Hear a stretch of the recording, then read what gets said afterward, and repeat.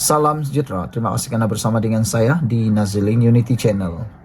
Masih terkait dengan isu siasatan SPRM terhadap Menteri Besar Perlis. Kali ini, satu penafian dibuat. Ketua Bersatu Perlis menafikan lapor kepada SPRM. Kita lihat di sini, adakah ini ialah bibit perpecahan antara Parti Bersatu dan PAS di Perlis? Kalau ini benar-benar berlaku, ini menunjukkan satu perang saudara ataupun satu masalah dalaman sedang berlaku dalam Perikatan Nasional, khususnya untuk Parti Bersatu dan PAS yang ada di Perlis. Adakah ini adalah isyarat bahawa Perikatan Nasional kini lemah di Perlis dan bakal berpecah? Kalau itu berlaku, tiada yang mustahil. Tetapi hari ini, Ketua Bersatu Perlis menafikan lapor kepada SPRM. Ketua Bersatu Perlis Abu Bakar Hamzah menafikan dakwaan. Beliau membuat laporan kepada Suruhanjaya Pencegahan Rasuah Malaysia SPRM yang membawa kepada siasatan terhadap Menteri Besar Perlis Muhammad Shukri Ramli serta anaknya. Abu Bakar yang juga adun Kuala Perlis berkata, beliau sudah membuat laporan polis untuk menyangkal dakwaan ditularkan di media sosial itu. Kata beliau, saya sudah membuat laporan polis menyangkal dakwaan itu sekeras-kerasnya. Kerana itu bukan pelan kita, Perikatan Nasional, katanya menurut Berita Harian. Abu Bakar berkata, 5 adun Bersatu Perlis juga menyokong kepimpinan Muhammad Shukri. Pada 30 April lalu, Muhammad Shukri yang juga Pesuruhjaya PAS Perlis ditahan selama 8 jam oleh SPRM dipercayai berkait tuduhan salah guna kuasa dalam projek pembekalan. Siasatan itu menyusul selepas laporan SPRM mengesahkan sedang menyiasat seorang pemimpin kanan di utara tanah air kerana disyaki melantik beberapa syarikat dipercayai mempunyai kepentingan dengannya membabitkan projek pembekalan dianggarkan bernilai RM300,000. Sumber SPRM berkata pemimpin itu juga disyaki melantik beberapa syarikat bagi kerja-kerja baik pulih dan penyelenggaraan jalan yang melibatkan peruntukan pejabat Menteri Besar kira-kira RM1 juta dan agensi itu dipercayai mempunyai kepentingan dengan anak pemimpin berkenan.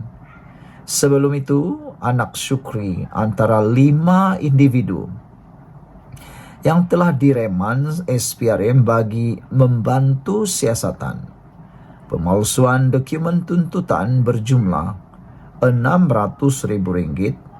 Semuanya sudah dibebaskan dengan jaminan. Mereka ditahan bagi membantu siasatan pemalsuan dokumen, membabitkan projek pembangunan prasarana seperti membaik pulih, menyelenggara, perbekalan dan perkhidmatan di seluruh Perlis sejak tahun 2022 hingga kini, yang menjurus kepada tuntutan palsu terhadap kerja tidak dilaksanakan. Jadi, penafian ini mengejutkan kita. Ketua Bersatu Perlis nafi lapor kepada SPRM. Sekian dulu untuk kali ini. Jangan lupa ikuti terus ulasan selepas ini. Salam sejahtera. Terima kasih kerana menonton channel Nazilin Unity. Saya bodoh. Mahathir pilih kuli. Itu isu. Tajuk yang luar biasa malam ini, pada pagi ini, petang ini. Saya bodoh, Mahathir pilih kuli. Itu komen dan pendedahan oleh Musa Hitam. Bekas timbalan Perdana Menteri Tun Musa Hitam mendakwa bekas bosnya Tun Dr. Mahathir Mohamad lebih mencenderung memilih Tengku Razali Hamzah berbanding dirinya kerana beliau seorang ahli politik bodoh.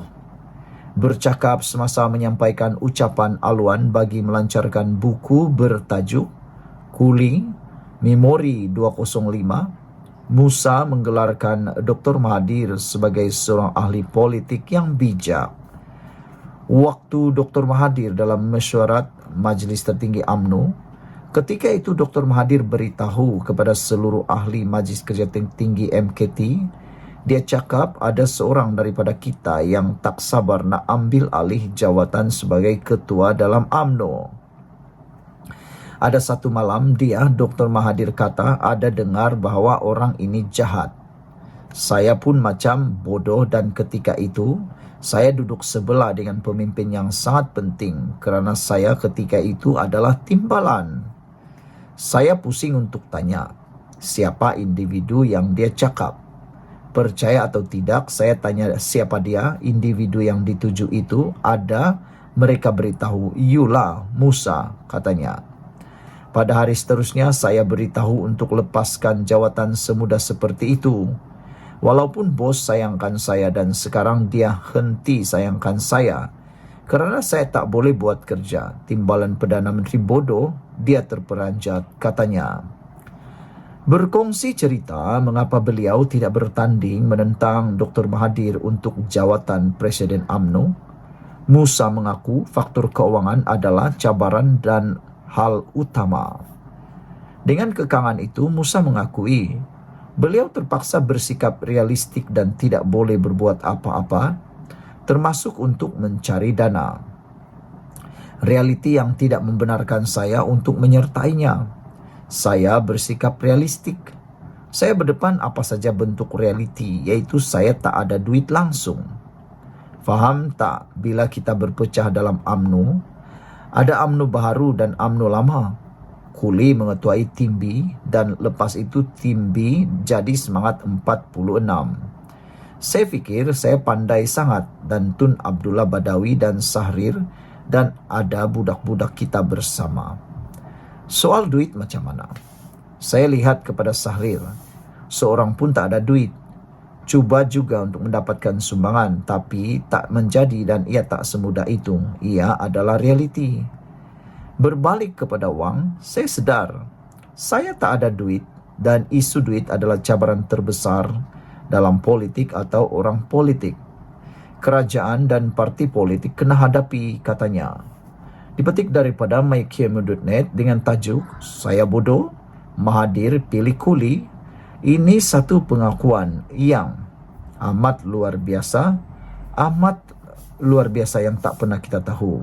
Apabila bekas timbalan Perdana Menteri Tun Musa Hitam mendakwa, bekas bosnya Tun Dr. Mahathir Mohamad lebih cenderung memilih Tengku Razali Hamzah berbanding dirinya kerana beliau seorang ahli politik bodoh.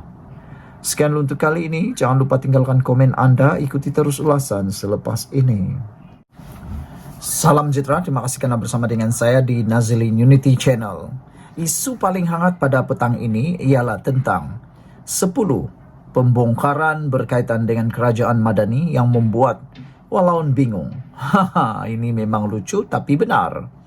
10 berita ekonomi Madani yang walaun bengang minggu ini. Ini antara punca kenapa PN PAS terus memainkan isu agama dan kaum untuk menutup siri-siri kejayaan ekonomi Madani yang mula menunjukkan hasil pada suku pertama 2024.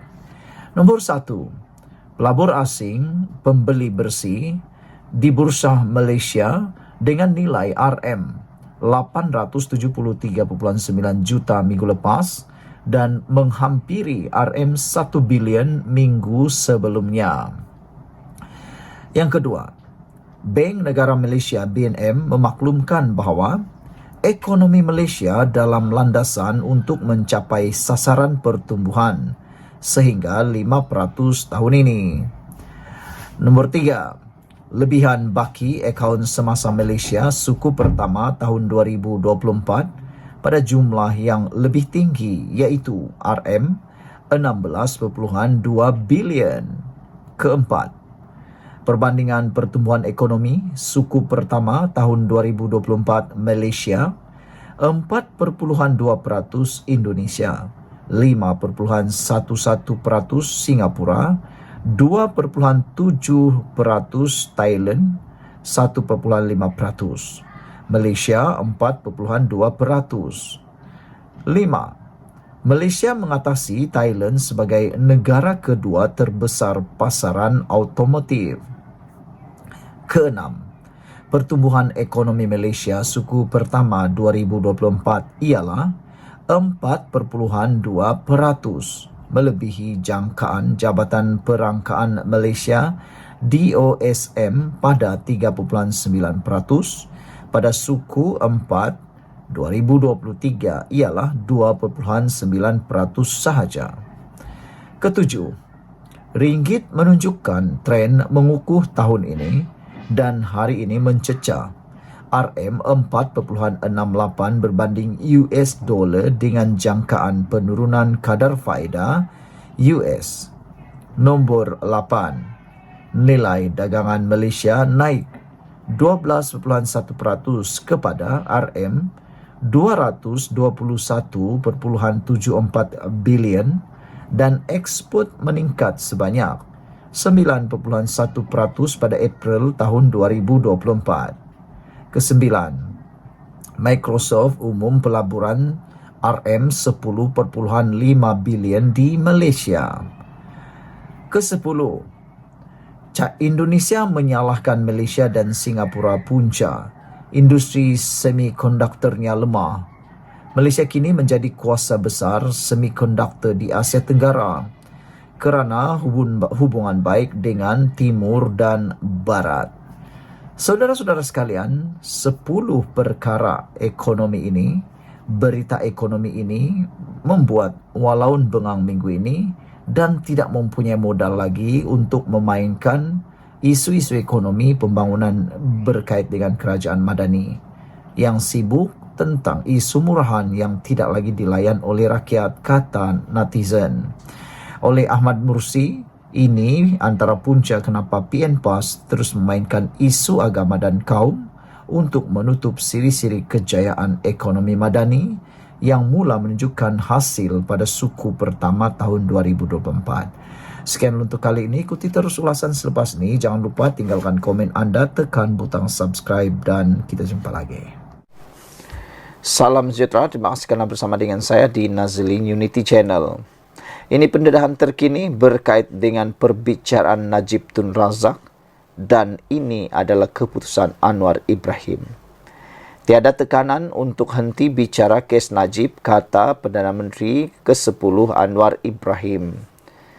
Perbicaraan kes rasuah bekas Perdana Menteri Najib Razak yang sedang dipenjarakan akan diteruskan kerana tiada tekanan daripada mana-mana pihak untuk menghentikannya, kata Perdana Menteri Anwar Ibrahim, lapor New Street Times. Anwar berkata walaupun UMNO menjadi sebahagian daripada kerajaan perpaduan, tiada tekanan untuk campur tangan dalam kes 1MDB atau One Malaysian Development Berhad. Najib masih menjalani perbicaraan besar sekarang atas tuduhan rasuah sebahagian daripada kerajaan perpaduan gabungan dari partinya. Tetapi tiada tekanan kepada saya untuk menghentikan perbicaraan kes yang sedang berjalan, kata Anwar Ibrahim dalam temu bual dengan Sami Zaidan dari Al Jazeera. Najib, 70 tahun, menghadapi 4 pertuduhan menggunakan kedudukannya untuk mendapatkan rasuah berjumlah 2,3 bilion ringgit Malaysia milik 1MDB dan 21 pertuduhan pengubahan wang haram membabitkan jumlah yang sama. Anwar menjawab kritikan bahawa reformasi ekonomi dan demokrasi kerajaannya telah perlahan tetapi memberi tumpuan kepada menstabilkan gabungan itu daripada menyiasat orang berkuasa kerana rasuah. Katanya bukan mudah untuk membetulkan isu berdekad-dekad dengan hanya berkuasa selama setahun setengah, kata Anwar Ibrahim. Kita telah melihat percubaan pada masa lalu, malah di Eropah Timur, di mana negara-negara berkobar-kobar untuk menjejaskan pembaharuan pantas, akhirnya menjadi bencana kepada ekonomi dan persediaan politik, kata beliau.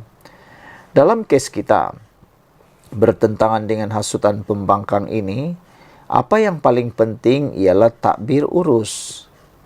Apa yang kami berjaya lakukan adalah untuk memeriksa penyalahgunaan oleh pemimpin dan anggota kabinet daripada membazirkan kekayaan melalui rundingan terus, tender bernilai berbilion dolar.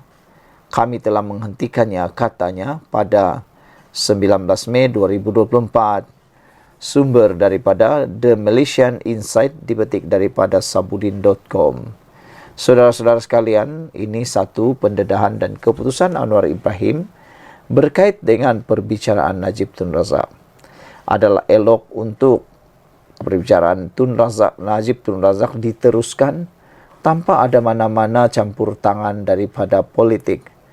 Selain daripada itu, paling baik ialah tiada tekanan kepada Anwar Ibrahim maupun kerajaan.